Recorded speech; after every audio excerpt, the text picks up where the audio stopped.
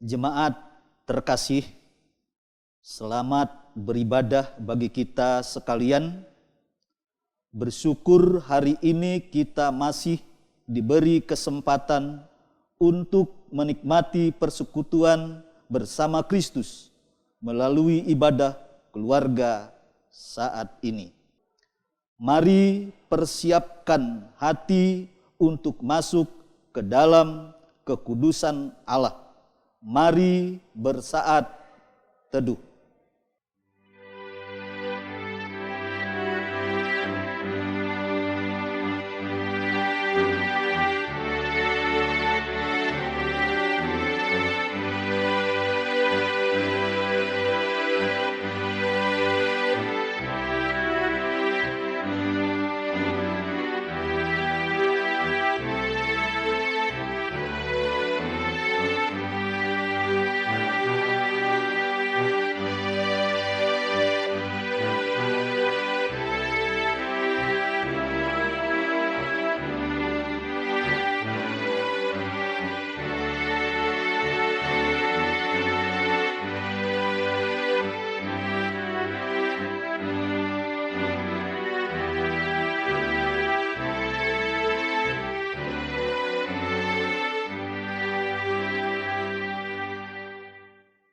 Jemaat terkasih, mari berdiri untuk menghadap Tuhan dan menyembah-Nya, serta memuliakan nama-Nya karena kasih setia-Nya besar atas kita.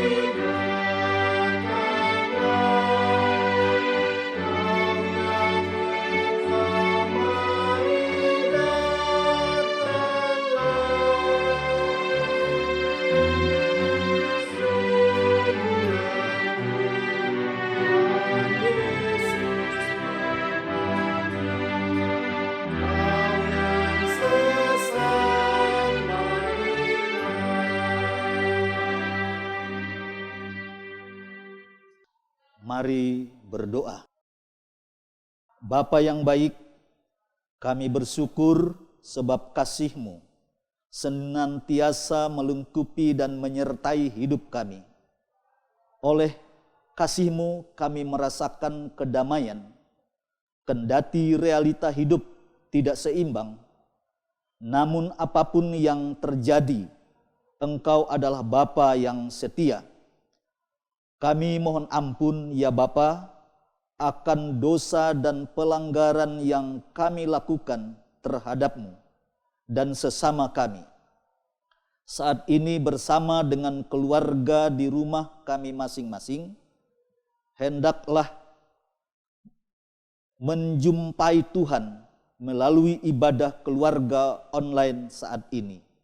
Tuhan, tolong karuniakan kami kuasa Roh Kudus-Mu dan layakan kami untuk berada di dalam kekudusan-Mu. Di dalam nama Tuhan Yesus kami berdoa dan bersyukur. Amin.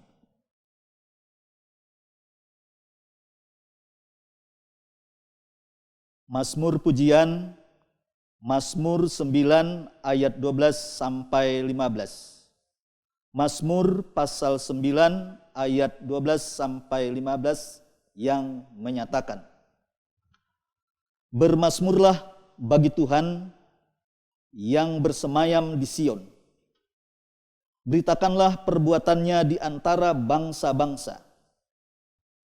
Sebab Dia yang membalas penumpahan darah, ingat kepada orang yang tertindas, teriak mereka tidaklah dilupakannya. Kasihanilah aku ya Tuhan. Lihatlah sengsaraku disebabkan oleh orang-orang yang membenci aku. Ya Engkau yang mengangkat aku dari pintu gerbang maut, supaya aku menceritakan segala perbuatan-Mu yang terpuji dan bersorak-sorak di pintu gerbang Putri Sion, karena keselamatan yang daripadamu.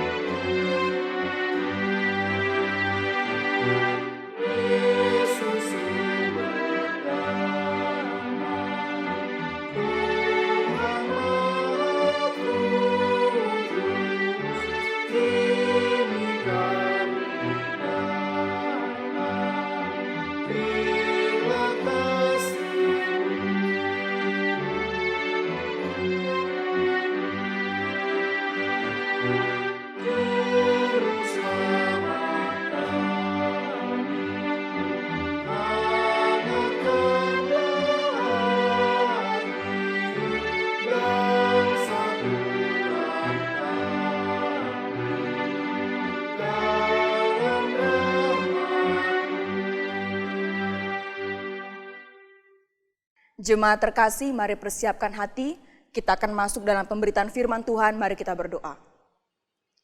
Kami bersyukur ya Bapa dalam Kristus Yesus, oleh karena kasih setia-Mu, kehidupan kami Tuhan berkati. Terima kasih ya Bapa, di hari ini bersama dengan keluarga kami boleh berkumpul dalam persekutuan tubuh Kristus di rumah tangga kami masing-masing. Saat ini ya Bapa, kami sudah siap untuk mendengarkan firman-Mu. Maka Tuhan tolong urapi hamba dan seluruh jemaat Tuhan yang ikut dalam ibadah online saat ini. Kuasai kami dengan kuasa Roh Kudus-Mu, supaya ketika firman diberitakan, tiap-tiap kami terberkati. Lalu boleh siap sedia juga untuk menjadi berkat Tuhan dalam kehidupan kami sehari-hari. Mari ya Bapa bersabdalah, demi Kristus Yesus, firman yang hidup kami berdoa. Amin.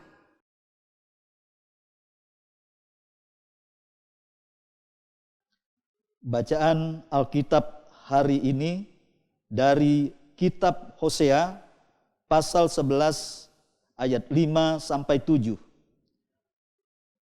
Kitab Hosea pasal 11 ayat 5 sampai 7 yang menyatakan, mereka harus kembali ke tanah Mesir dan Asyur akan menjadi raja mereka. Sebab mereka menolak untuk bertobat. Pedang akan mengamuk di kota-kota mereka, akan memusnahkan palang-palang pintu mereka, dan akan memakan mereka di benteng-benteng mereka. Umatku betah dalam membelakangi aku. Mereka memanggil kepada Baal dan berhenti meninggikan namaku. Demikianlah pembacaan Alkitab. Terpujilah Kristus. Haleluya.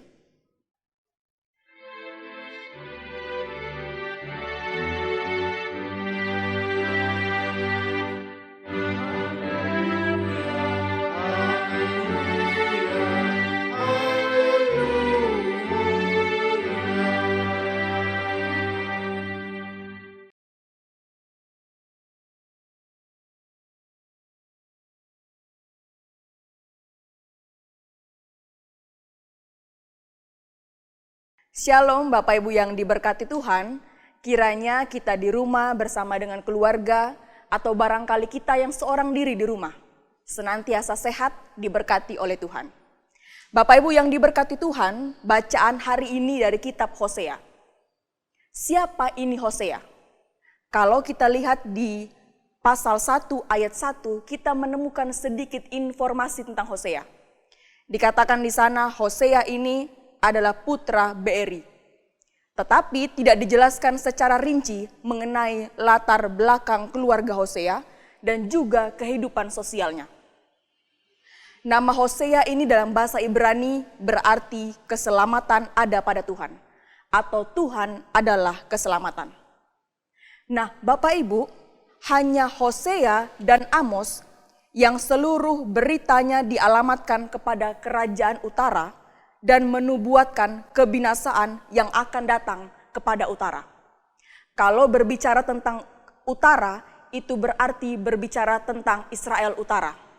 Nah, Bapak Ibu, Israel ini terpecah setelah Salomo meninggal. Ketika Salomo mati, maka kemudian Israel terpecah menjadi dua kerajaan. Kerajaan Israel utara dengan ibu kota Samaria yang juga dikenal dengan kerajaan Israel. Di sana menetap 10 suku Israel. Lalu kemudian ada juga disebut dengan Israel Selatan dengan ibu kota Yerusalem yang juga dikenal sebagai kerajaan Yehuda. Di sana menetap 2 suku. Nah, Bapak Ibu, bagian bacaan kita kisah Hosea ini secara khusus dialamatkan kepada Israel di utara. Kita menemukan Hosea memulai pelayanan kenabiannya setelah Amos pada masa pemerintahan Raja Uzia di kerajaan utara. Nah, pada masa itu, utara berada di puncak kekuasaan. Mereka menikmati berbagai kelimpahan, berbagai berkat yang luar biasa. Mereka hidup dalam kemakmuran dan banyak hal yang mereka alami dalam kehidupan mereka dari segi finansial. Tetapi ternyata di tengah kelimpahan itu, di tengah kemakmuran itu, umat Israel juga mengalami kemerosotan spiritualitas yang sangat memprihatinkan di hadapan Allah. Apa yang terjadi? Israel meninggalkan Allah. Mereka meninggalkan Allah Israel dan mereka meninggikan Baal di tanah orang Kanaan. Ketika menikmati hasil panen yang melimpah, harusnya umat bersyukur kepada Tuhan yang memberikan kelimpahan. Tetapi yang terjadi sebaliknya, justru umat menganggap kelimpahan yang didapat adalah pemberian dari dewa kesuburan, yaitu Baal orang Kanaan. Bapak Ibu, Israel ini melupakan kebaikan dan kasih Allah. Nah, nubuatan Hosea ini adalah usaha terakhir Allah untuk memanggil orang Israel supaya bertobat. Kenapa dikatakan usaha terakhir Allah? Karena di Hosea merupakan cara Allah juga untuk membuat orang Israel di utara bertobat. Tetapi ternyata apa yang disampaikan Amos dalam nubuatannya, mereka tidak dengar, mereka abaikan, mereka tolak untuk bertobat. Maka cara terakhir Tuhan mengutus Hosea untuk memberi peringatan kepada mereka supaya mereka segera bertobat agar dijauhkan dari penghukuman. Nah, Bapak Ibu, apakah penghukuman tetap terjadi? Ya. Apakah Allah sudah memberi peringatan? Sudah, bahkan berulang kali. Nah, bagian bacaan saat ini merupakan salah satu bentuk peringatan Allah. Ayat 5-7 di pasal yang ke-11. Tetapi Bapak Ibu, kalau kita baca dari ayat 1-11 di pasal 11 ini, kita baca secara satu perikop pasal 11 ini, maka kita menemukan hal yang menarik. Ternyata isi bacaan ini merupakan curahan hati Allah. Allah berdialog dengan dirinya sendiri. Dan Allah mengingat tentang begitu besar kasihnya kepada umat Israel. Seolah Allah berbicara dengan dirinya, aku dulu yang membawa engkau keluar dari Mesir, aku dulu yang mengasuh engkau, engkau yang berulang kali berbalik daripadaku, tetapi aku setia mengasihimu. Allah kompromi dengan dirinya. Apakah penghakiman tetap terjadi? Supaya umat berbalik kepada Allah. Nah, Bapak Ibu mari perhatikan, kita naik dulu di ayat yang sebelumnya. Perhatikan ayat 1 sampai 4. Di sana kita menemukan Allah mengingat ketika ia memilih dan memanggil Israel sebagai umat yang dikasihinya. Seperti yang saya katakan di awal tadi, berulang kali Israel berbalik dan meninggalkan Allah. Tetapi berulang kali pula Allah bersedia mengampuni mereka. Perhatikan Bapak Ibu ayat 4b, dikatakan begini. Bagi mereka, aku seperti orang yang mengangkat kuk dari tulang rahang mereka. Aku membungkuk kepada mereka untuk memberi mereka makan. Bapak Ibu, ayat ini seolah mau bilang begini. Allah menyampaikan kepada orang Israel, kurang apa aku bagimu Israel? Kurang kasih yang bagaimana yang tidak kuberikan kepadamu? Segala sesuatu Allah berikan kepada mereka. Bahkan oleh kasih Allah mereka diterima berulang-ulang kali dan mereka pun mengalami pengampunan berulang-ulang kali. Itu hal yang pertama. Lalu mari masuk dalam bagian bacaan kita. Ayat 5 sampai 7 bacaan saat ini. Kalau kita baca ayat 5 sampai 7 ini Bapak Ibu, kita menemukan bagian ini merupakan cara Allah untuk membuat Israel berbalik dan bertobat. Peringatan mereka abaikan, bahkan mereka menolak untuk bertobat. Dari Amos sudah disampaikan, bertobat, bertobat, dan bertobat. Sampai di Hosea ini pun Allah masih memberikan nubuatan yang sama, segera bertobat. Tetapi celakanya mereka tidak mendengarkan peringatan. Mereka menolak untuk bertobat. Maka cara yang terakhir yang harus Allah lakukan adalah penghukuman. Lalu apa yang akan terjadi dalam penghukuman itu? Nah, bagian bacaan kita ini menjelaskan apa yang akan Allah lakukan dalam menghukum umat Israel. Dikatakan Allah akan menyerahkan mereka ke tangan bangsa musuh, yakni Asyur. Dan mereka juga akan merasakan kembali masa-masa gelap di tanah perbudakan. Allah akan membiarkan mereka mengalami kegelapan. Allah akan lepas tangan sampai mereka bersedia mencari Allah dan bertobat lalu mohon ampun. Lalu ayat 6 Bapak Ibu. Di ayat 6 kita menemukan gambaran yang akan dialami oleh Israel di utara. Yaitu kehancuran baik kota-kota, bahkan setiap sudut di kota itu akan dihancurkan.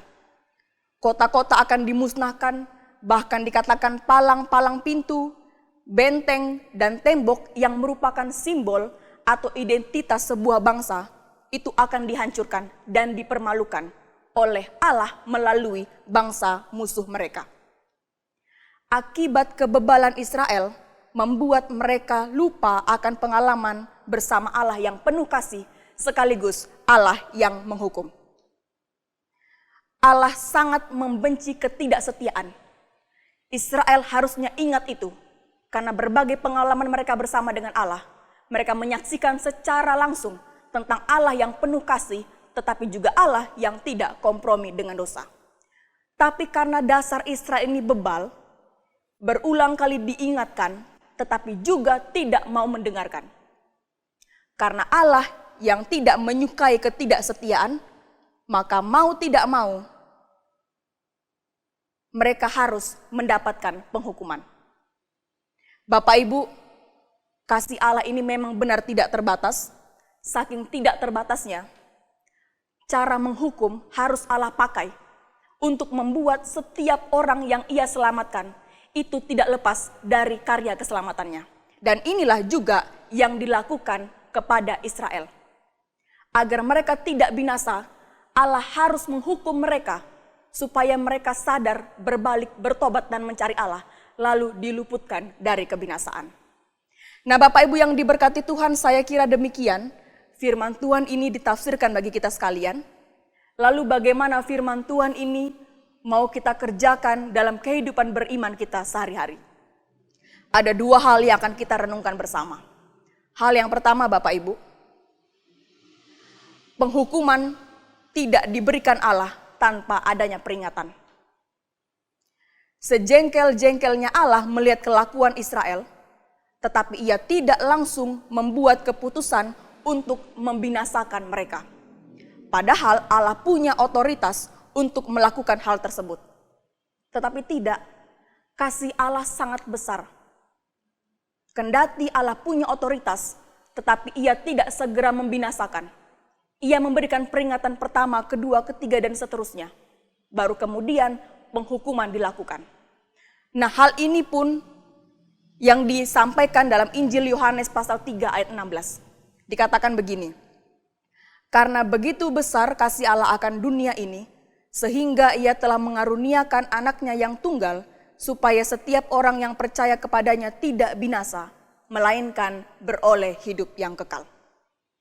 Bapak Ibu, kita hidup dan ada sampai saat ini, itu murni karena kasih karunia Allah. Kalau begitu, jangan pernah tolak kasih Allah. Jangan membelakangi Tuhan. Jangan tinggalkan Ia dan jangan abaikan peringatannya. Kalau peringatan-peringatan itu membuat kita merasa kita ditinggalkan, tetapi ingat, kasih Allah tidak pernah meninggalkan Bapak, Ibu, dan saya. Acap kali Allah memakai sesuatu yang menyakitkan untuk membuat kita dipulihkan dan dimurnikan, lalu dilayakkan menjadi anak kesayangannya. Jalan memang tidak selalu mulus dan langit tidak selalu biru, tetapi kasih Allah akan terus menetap di dalam hati setiap orang yang mengasihinya. Itu hal yang pertama, Bapak Ibu. Hal yang kedua, jangan sampai Bapak Ibu, Allah mengatakan kepada pribadi kita masing-masing, kurang apa aku bagimu? Oh, jangan sampai kalimat ini disampaikan Allah kepada tiap-tiap kita. Acap kali, sikap membandingkan hidup dengan orang lain sering kita lakukan. Ini tidak bisa kita hindari. Sering kali kita mulai membandingkan hidupku dan hidup dia, hidupku dan hidup mereka. Hati-hati Bapak Ibu, tindakan membandingkan ini perlu disertai motivasi yang benar. Kalau dia atau kalau mereka bisa mencapai tahap ini, pasti diriku juga bisa mencapai tahap tersebut. Harus ada motivasi positif untuk membangun diri sendiri tanpa menjatuhkan orang lain. Allah ini selalu total ketika Ia mencurahkan kasih-Nya. Jadi, kalau sampai kalimat kurang apa aku bagimu diungkapkan Allah kepada kita, mari segera berbalik. Mari segera bertobat. Jangan tunggu peringatan 1, peringatan 2, peringatan 3 diberikan. Tetapi ketika rasanya hati tidak enak karena sudah banyak berbuat salah di hadapan Allah, mari segera bertobat, mari segera berbalik kepada Allah. Sebab tangan Allah selalu terbuka untuk menerima dan merangkul Bapak, Ibu, dan saya. Mari respon kasih karunia Allah dengan cara memberikan diri sepenuhnya untuk menjadi kesaksian yang hidup demi kemuliaan Tuhan. Dan mari bersyukur dalam kesetiaan kepada Allah, sebab Ia yang penuh kasih telah memanggil, telah memilih dan menetapkan Bapak, Ibu, dan saya untuk menjadi ahli waris kerajaan-Nya. Jangan lepaskan kasih karunia ini, tetapi mari bertumbuh dan berbuah, sebab kasih karunia yang Tuhan berikan melayakkan Bapak, Ibu, dan saya disebut sebagai anak-anak Allah. Tuhan berkati kita sekalian. Amin. Jemaat terkasih, kita akan merespon firman Tuhan sekaligus memberikan persembahan syukur.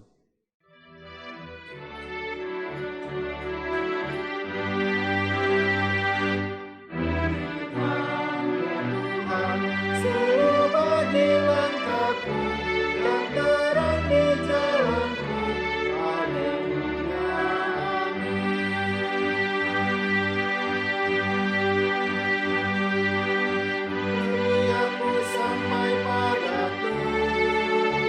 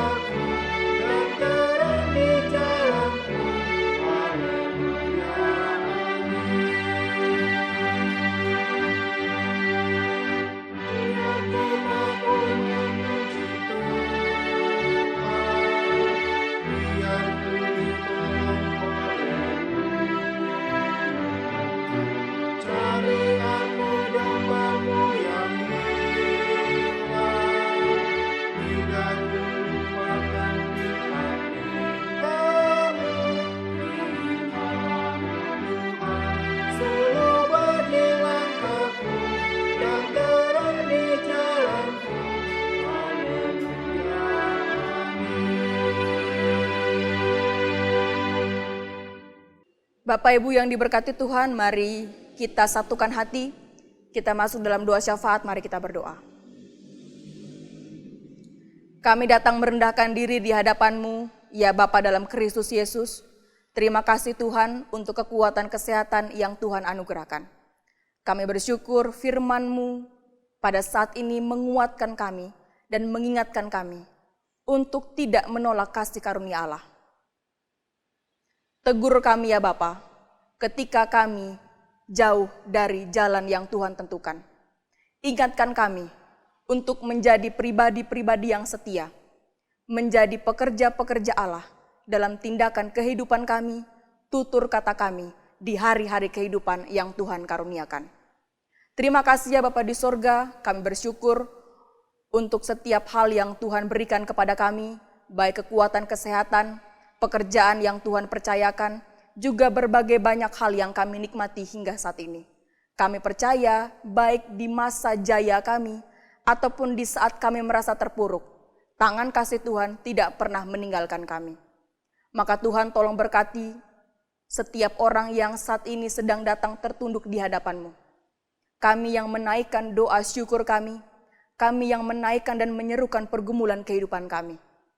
Tuhan tolong berkenan kiranya Engkau ya Bapa untuk menyendengkan telinga kudus-Mu. Berkenan kiranya Engkau untuk mendengarkan setiap seruan hati kami. Tuhan tolong yang sakit Engkau pulihkan, yang bergumul Tuhan tolong kuatkan di dalam pengharapan iman kepadamu.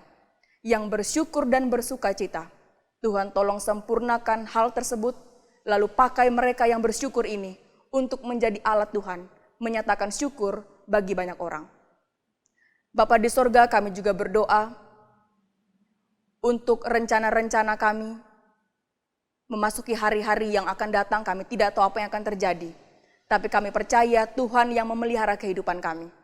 Maka ingatkan kami untuk senantiasa berserah, untuk senantiasa bergumul bersama Tuhan, untuk senantiasa berpengharapan kepada Tuhan. Karena kami percaya damai sejahtera Kristus akan memelihara kehidupan keluarga kami, kehidupan anak-anak kami, kehidupan rumah tangga kami, dan kehidupan orang-orang yang kami cintai. Maka Tuhan tolong berkati semua orang yang kami kasihi. Bapa kami yang di sorga, kami juga berdoa Tuhan, untuk persembahan yang sudah kami kumpulkan saat ini.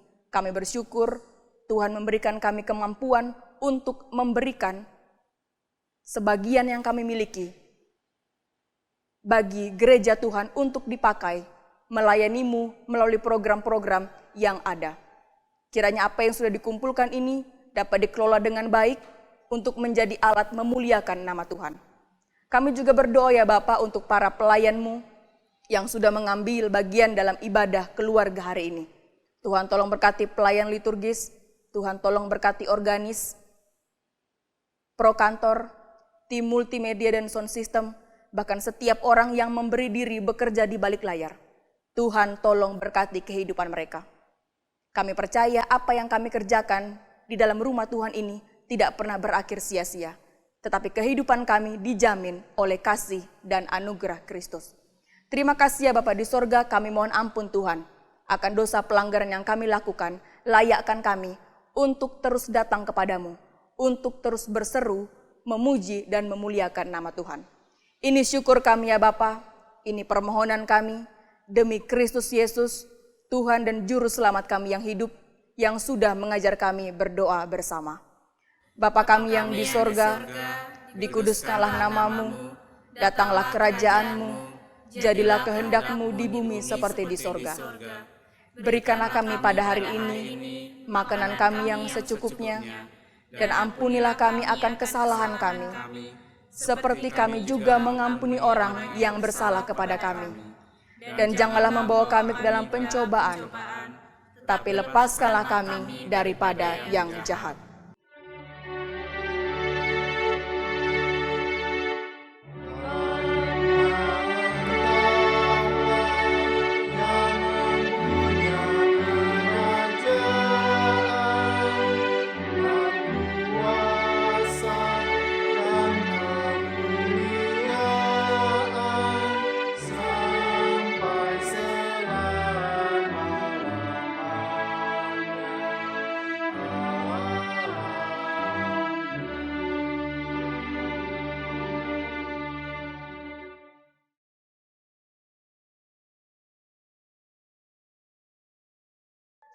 Jemaat terkasih, pergilah dengan damai sejahtera Tuhan ke dalam kehidupanmu sehari-hari, serta lakukanlah firman Tuhan yang sudah saudara dengar.